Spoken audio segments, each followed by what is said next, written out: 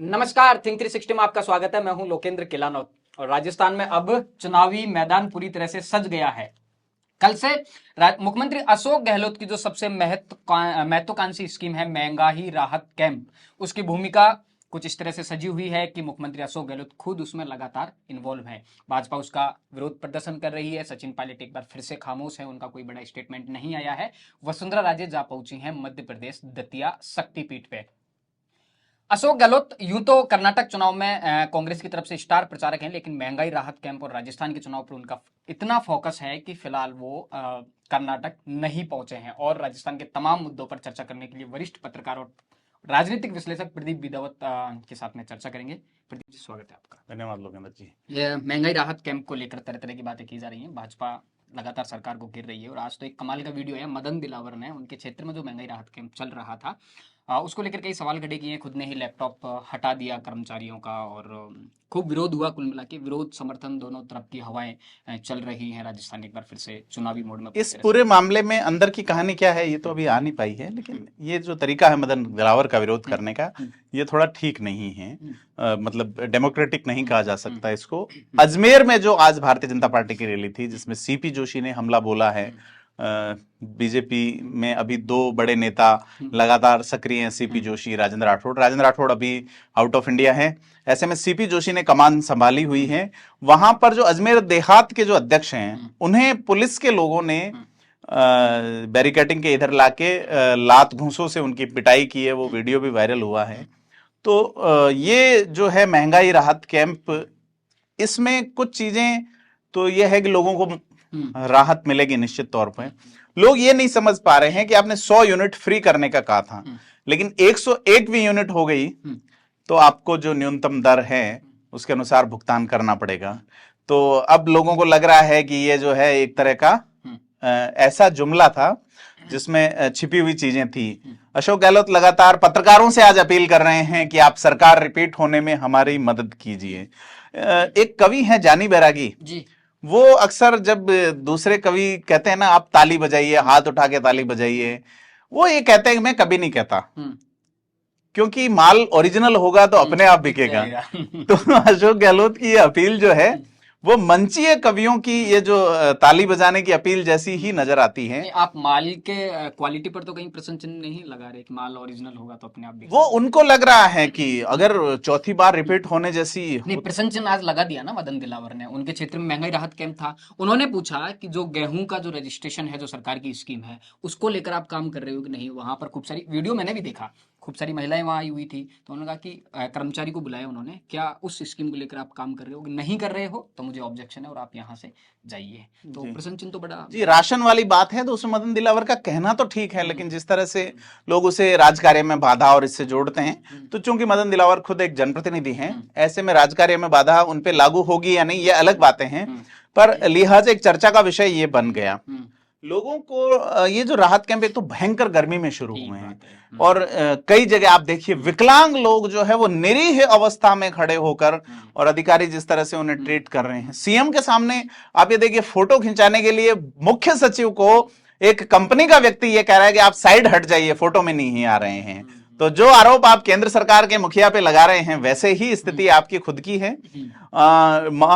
सिरोही जो है वहां पर 2 दिन पहले एक कवि हैं कुमार विश्वास, जो कि उनका यह दावा है कि दिल्ली की सरकार मैंने बनाई थी, हालांकि वो फिलहाल किनारे हैं, और उन्होंने अशोक गहलोत की शान में बड़े कसीदे पढ़े हैं और ये कहा अशोक गहलोत अच्छे आदमी हैं। वजह आपको पता है कि अशोक गहलोत ने उन्हें उपकृत करते हुए उनकी पत्नी को आरपीएससी का मेंबर बनाया है।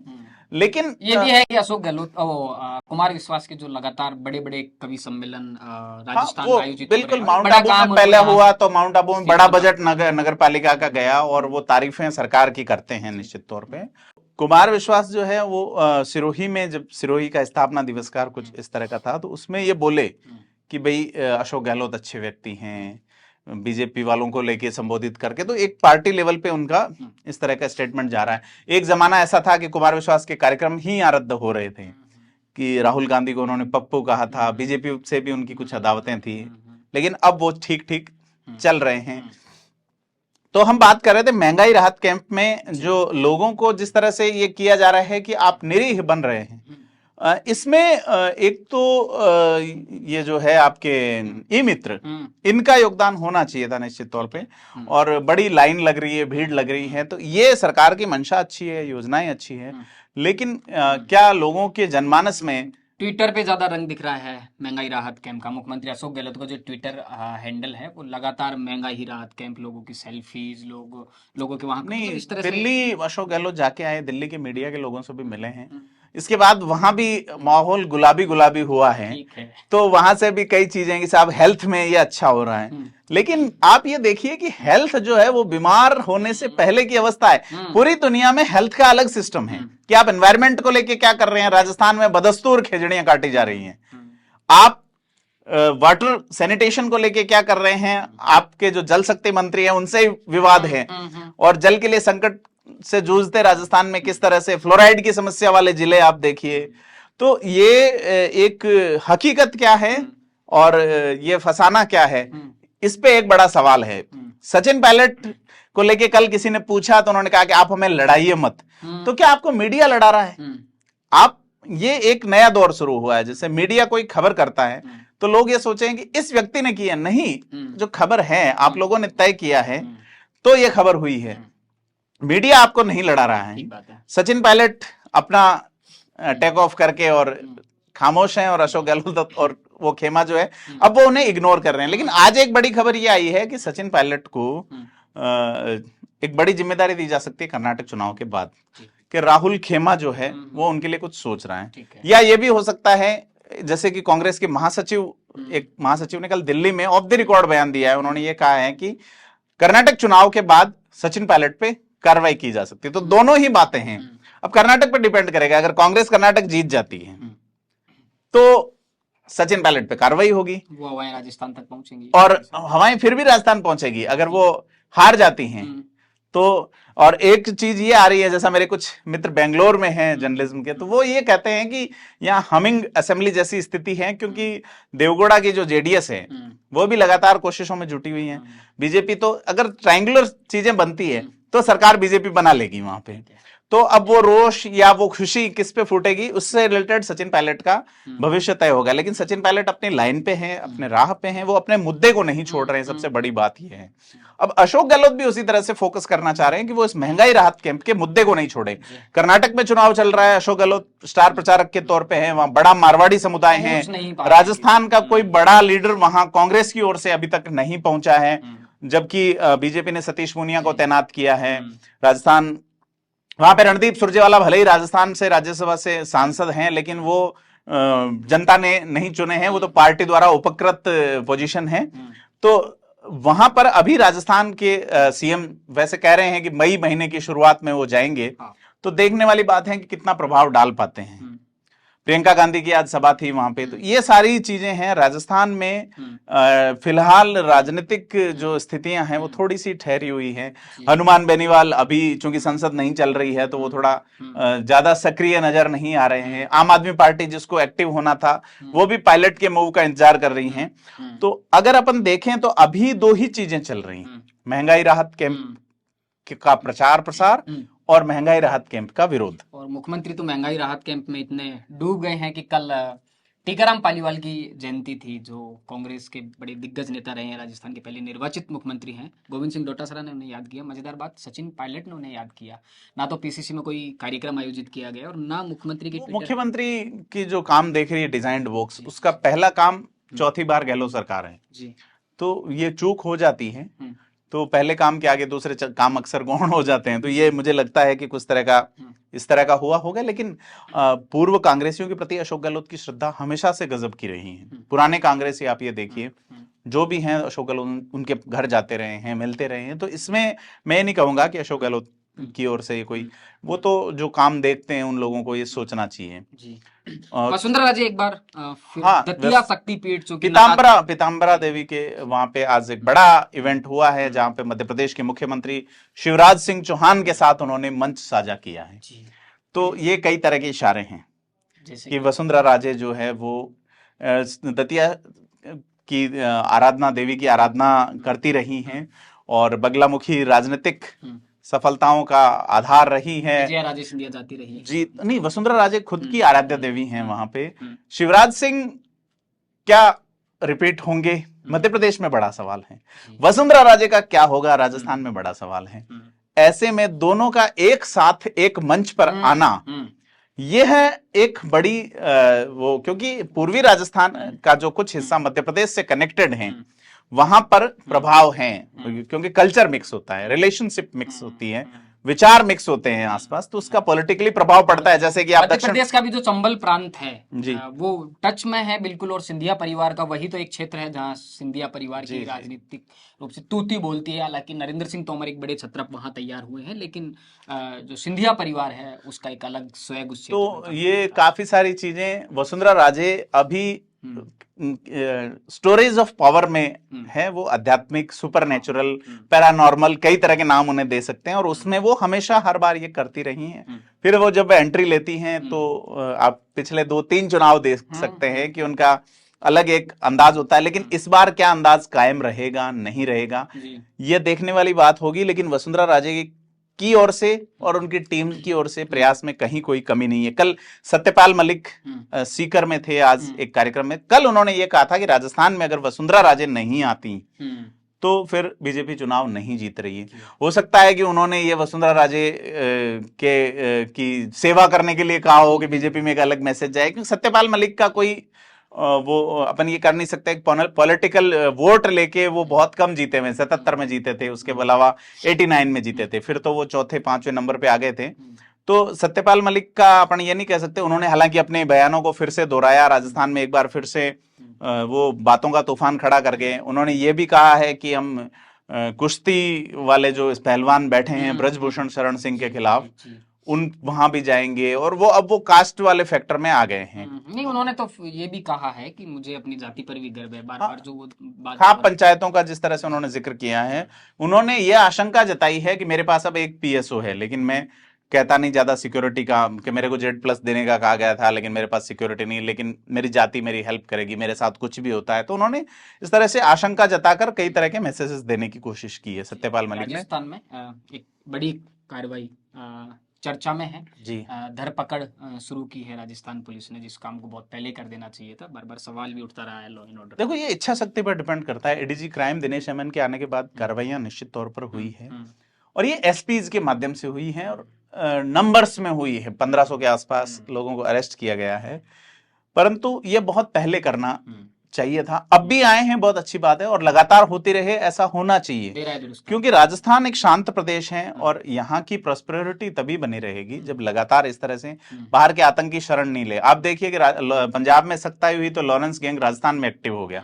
न केवल लॉरेंस गैंग, आप ये देखिए कि दुबई में बैठ के एक लड़की एक साजिश रच लेती है कुछ लोगों के माध्यम से, और यहाँ पे एक बड़ा कांड हो जाता है। तो पुलिस का इकबाल बुलंद रहे। अशोक गहलोत ने भी कहा था कि हम नेस्तनाबूद कर देंगे। तो देखते हैं बड़े उसमें पकड़े जाए सभी तरह। अपराधी कोई भी हो, बड़ा हो छोटा हो, छोटा है उसको पहले पकड़ लेंगे तो बाद में बड़ा नहीं होगा, बड़ा है उसे भी मिटाया जाए। तो ये एक अच्छा मैसेज जाएगा, और इस तरह की कार्रवाई लगातार होनी चाहिए। लेकिन अगर ये चुनाव तक होके रह जाती है, या एक केवल मैसेज ही देना है, तो ये बात ठीक नहीं है। और दिनेश एमएन का अपना एक स्वैग, अपनी एक स्टाइल रही है, शायद इसीलिए उनको क्राइम ब्रांच में लाया गया हो। बिल्कुल, एडीजी क्राइम है वो अभी, और बड़ी बड़ी भूमिका में है। एंटी करप्शन ब्यूरो में उन्होंने जो काम करके दिखाया, और एक अधिकारियों का एक ट्रांसफर का एक सिस्टम भी है कि आप 3-4 साल से ज्यादा एक पोस्ट पे नहीं रह सकते। तो उसी के नाते दिनेश एमएन का एक लेकिन उसी के सिमिलर एक डिपार्टमेंट दिया गया जहां वो फ्री हैंड काम कर सकते हैं। दिनेश एमएन की जो वर्क ऑफ स्टाइल रही है शुरू से। देखो, अगर आपका सुपीरियर बॉस अच्छा है तो निश्चित तौर पर नीचे वालों में तो संचार होता ही है। बस ये है कि अब जो बड़ी बात अपन जो मैं आपको बताने जा रहा हूं, वो है कि बेंगलोर जो कर्नाटका चुनाव है, इसके जस्ट बाद इसका एक्सपांसन होने की बात है।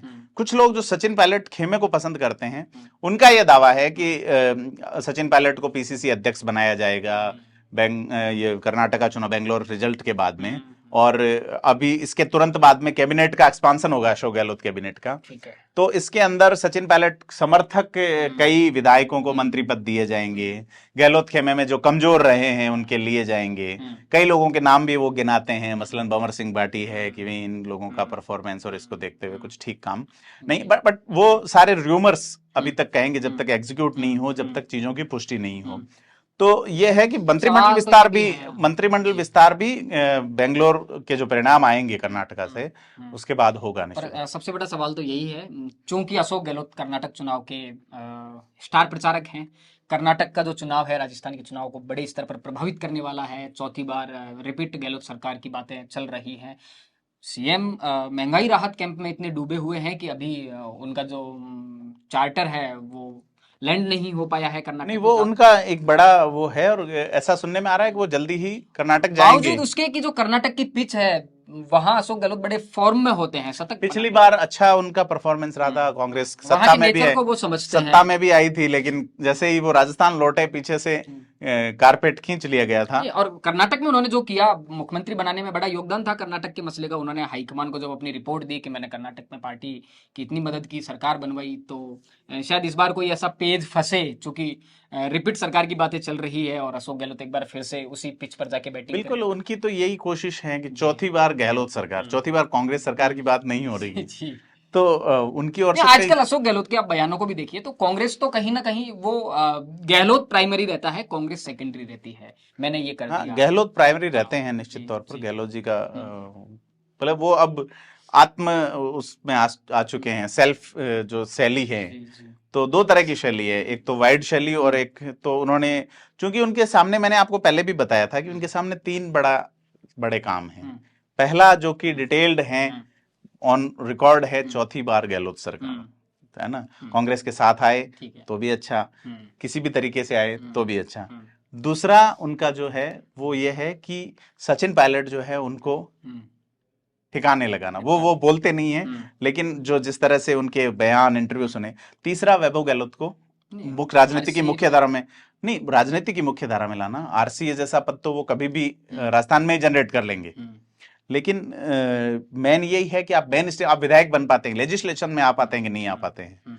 तो ये एक बड़ी चीज है कि आप ग्लोरीफाइड डिग्निटी बनते हैं या नहीं बनते। उनके सामने एक बड़ी चुनौती है अपने बेटे को एडजस्ट बातें तो चलती है ना, ऐसी मीडिया में इस तरह की बातें चलती हैं। दूसरी जगह ऐसी बातें चलती हैं कि वैभव गहलोत के लिए लगातार एक सुरक्षित सीट की जो तलाश है वो जारी है, कांग्रेस के लोग उसमें लगे हुए हैं। कुछ जो विश्वस्त लोग हैं अशोक गहलोत के माने जाते हैं, वो लगातार इस बात पर काम कर रहे हैं, इस मुद्दे पर काम कर रहे हैं कि वैभव गहलोत के लिए एक सुरक्षित सीट कौन सी हो। नए जिलों की घोषणा के बाद में कुछ नाम भी आने लगे हैं सामने अब तो, अगर राजनीतिक पंडितों की बात करें तो। बिल्कुल, करौली में देखो कास्ट के वोट हैं कुछ, तो वहां कोशिश इसलिए नहीं करेंगे क्योंकि वहां सचिन पायलट का अदर कास्ट में भरोसा ज्यादा है। ऐसे में सांचौर को आनंद फानंद में जिला बना के फलोदी सीट पे विश्नोई वोट बैंक को लुभाया जाए, लेकिन इस प्रैक्टिस को मैं गलत मानूंगा, क्योंकि विश्नोई जो है फलोदी में बीजेपी से विधायक है, पब्बा राम जो है सीनियर लीडर है। हाँ, तो वहां बीजेपी खेमे के विधायक वैभव गहलोत को हराने के लिए वोट देंगे,